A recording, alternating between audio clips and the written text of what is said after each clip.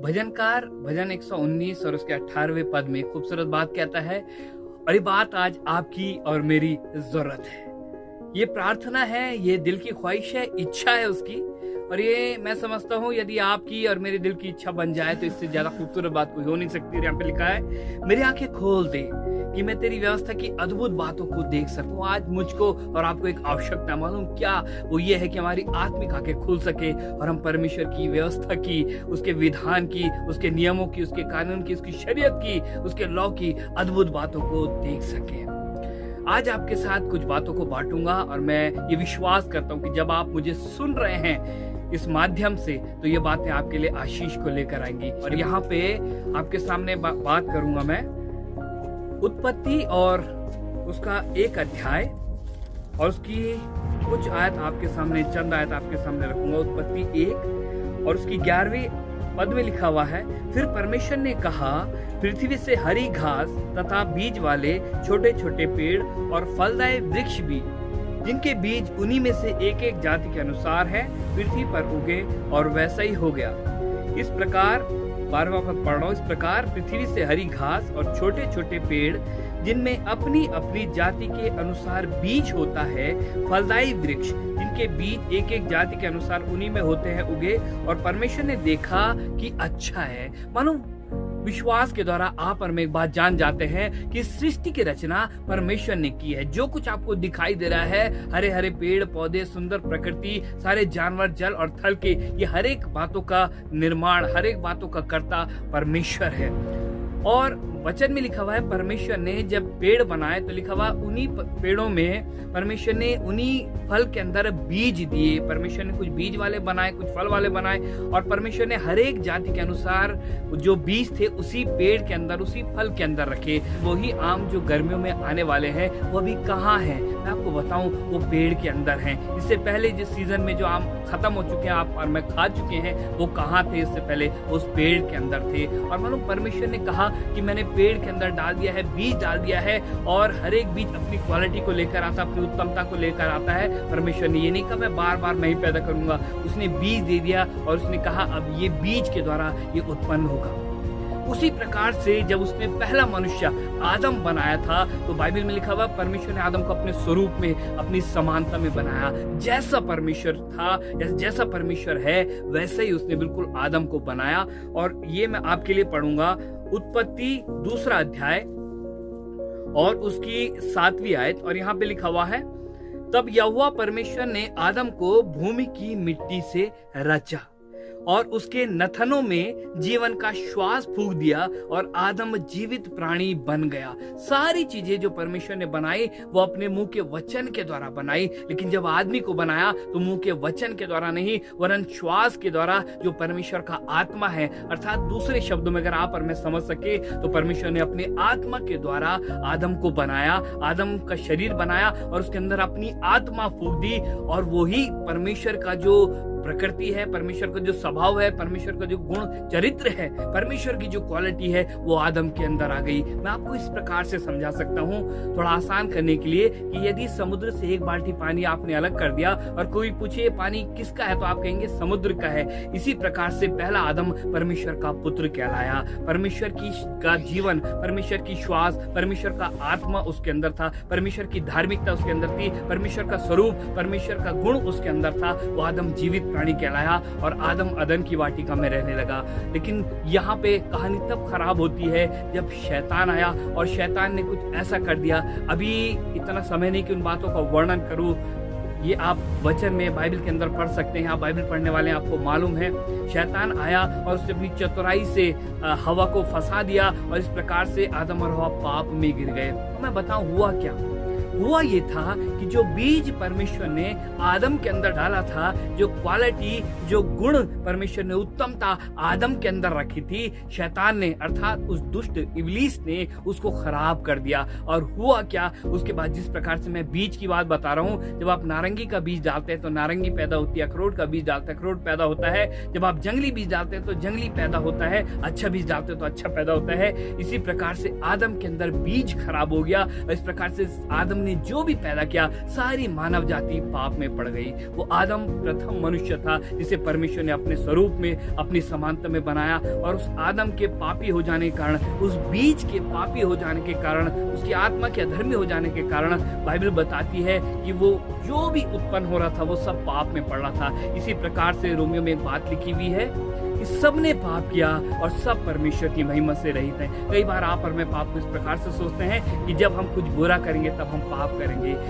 नहीं, बात ऐसी नहीं है। बात यह है कि आप और मैं पापी हैं, इसलिए आपका और मेरी प्रवृत्ति, आपका और मेरा स्वभाव पाप से भरा रहता है। आपकी और मेरी इच्छा पाप करने के लिए भरी रहती है। और अदन की वाटिका में भी ऐसे ही हुआ कि दुष्ट ने ऐसा कर दिया कि आदम का जो जीवन था पापमय जीवन हो गया, और उसके बाद बीज खराब होने के कारण जो भी पैदा हो रहा था वो जंगली हो रहा था, वो परमेश्वर के समानता में नहीं था, परमेश्वर की इच्छा के अनुसार नहीं था। परमेश्वर के विचार, उनके विचार अलग हो गए थे, वो स्वभाव से परमेश्वर के बैरी हो गए थे। हाँ, परमेश्वर ने जब आदम को बनाया था तो अपने स्वरूप में, और आदम परमेश्वर का पुत्र था। लेकिन उसके बाद क्योंकि वही आदम, उसका बीज खराब हो गया, इसलिए उसने जो भी पैदा किया वो सब जंगली, ये सब खराब होने लगा। अब मैं आपको बताता हूँ, क्रिसमस का संदेश है, क्रिसमस का आपने बाहर टाइटल देखा होगा, क्रिसमस की बातें हो रही हैं, क्रिसमस का सीजन है। जब फरिश्ता कुंवारी मरियम के पास आया, फरिश्ते ने एक बात कही, उसने कहा तू गर्भवती होगी।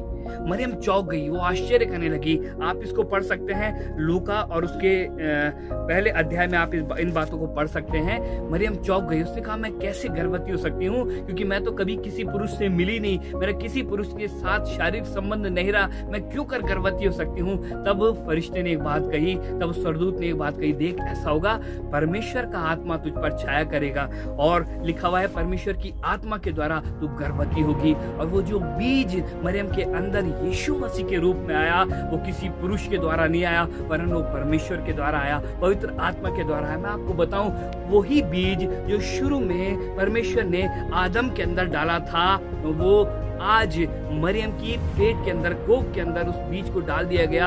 और इस प्रकार से बाइबल बताती है यीशु निष्कलंक था, निर्दोष था, वो स्वभाव में, अपने गुण में, अपने चरित्र में बिल्कुल परमेश्वर के जैसा था। एक दिन यीशु मसीह का एक चेला कहने लगा मुझे पिता को अर्थात परमेश्वर को दिखा। यीशु मसीह ने कहा फिलिप्पुस तो क्या अब तक नहीं समझे इस बात को कि जिसने मुझे देखा उसने पिता को देखा, मैं पिता में हूँ, पिता मुझ में है। अर्थात मैंने आपको बताया जब आप समुद्र की एक बाल्टी पानी लेकर आएंगे तो उस पानी की क्वालिटी, उसका गुण, उसकी प्रॉपर्टीज वही होगी जो समुद्र के पानी की है। इसी प्रकार से यीशु, बाइबल में लिखा हुआ है, वो परमेश्वर का पुत्र कहलाएगा। वही धार्मिकता, वही चरित्र, वही गुण, वही पवित्रता, वही महिमा, वही तेज जो परमेश्वर की स्वर्गों में है, वो यीशु मसीह की जमीन पर है। क्योंकि बाइबल बताती है रोमियो में लिखा हुआ, वो आत्मा में धर्मी ठहरा। उसके अंदर गंदा बीज नहीं था, उसके अंदर जंगली बीज नहीं था। उसके बाद यीशु मसीह से जो पैदा हुए, अर्थात यीशु मसीह पर जिन्होंने विश्वास किया, वो सब पवित्र होते गए। जो कोई परमेश्वर से जन्मा है, आज इस प्रकार से यीशु मसीह परमेश्वर से जन्मा था,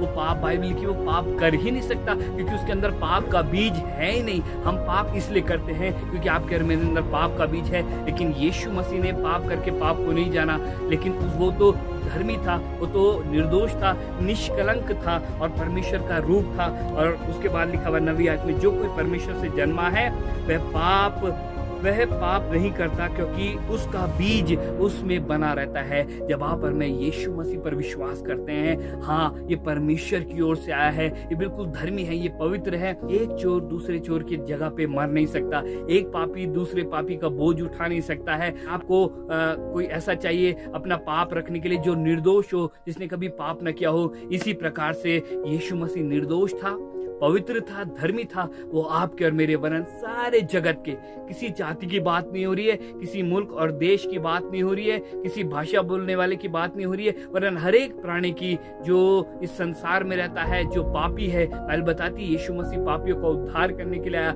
हर एक प्राणी जो समझता है कि मुझे मेरे पापों से क्षमा की आवश्यकता है, कई बार मैं परमेश्वर के विपरीत चला हूँ, कई बार उसकी सोच, उसके स्वभाव के विपरीत चला हूँ, कई बार मैंने पाप किया है अपने कर्म से, अपने मन से, अपने विचार विचारों से, अपनी वाणी से बहुत सी बार हम पाप कर देते हैं, और बाइबल बताती है कि वो सारा पाप यीशु मसीह ने अपने ऊपर ले लिया। और इस प्रकार से जब मेरा पाप उसके ऊपर चला गया तो आप और मैं पापी नहीं ठहरे, आप और मैं धर्मी हैं। आप भी उसी प्रकार से हैं जैसे यीशु मसीह परमेश्वर का पुत्र था, एकदम धर्मी था। अब परमेश्वर आपको और मुझको वैसा ही देखता है। मैं आपको बताऊं, एक पुत्र परमेश्वर ने इसलिए दिया ताकि बहुत सारे पुत्रों को प्राप्त कर ले। बाइबल में लिखा हुआ है वो परमेश्वर का पुत्र कहलाएगा।